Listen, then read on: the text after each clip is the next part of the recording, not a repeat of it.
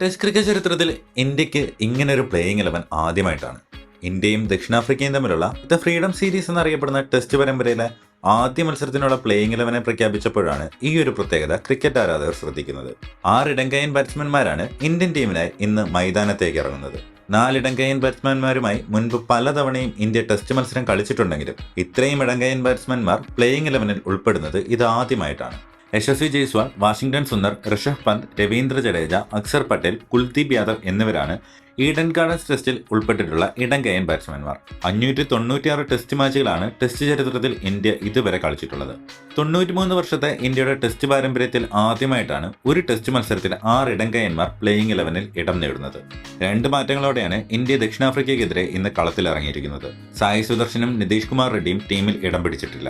പകരം ഋഷഭ് പന്ത് ടീമിൽ സ്പെഷ്യലിസ്റ്റ് ബാറ്റ്സ്മാനായി തിരികെ എത്തുകയും ചെയ്തിട്ടുണ്ട്. അക്സർ പട്ടേലും ടീമിൽ ഇടം പിടിച്ചിട്ടുണ്ട്. 2024 ഫെബ്രുവരിക്ക് ശേഷം ആദ്യമായിട്ടാണ് അക്സർ പട്ടേൽ ഇന്ത്യയുടെ പ്ലേയിങ് 11 ഭാഗമാകുന്നത്.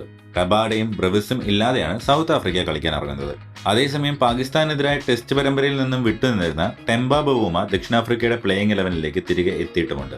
ഫ്രീഡം ടെസ്റ്റ് കളിക്കാൻ ഇറങ്ങിയിരിക്കുന്ന ഇന്ത്യയുടെ പ്ലേയിങ് 11 ഇപ്രകാരമാണ്: യശസ്വി ജയ്സ്വാൾ, KL രാഹുൽ, വാഷിംഗ്ടൺ സുന്ദർ, ശുഭ്മാൻ ഗിൽ, ഋഷഭ് പന്ത്, രവീന്ദ്ര ജഡേജ, ധ്രുവ് ജുറേൽ, അക്സർ പട്ടേൽ, കുൽദീപ് യാദവ്, ജസ്പ്രീത് ബുംറ, മുഹമ്മദ് സിറാജ്.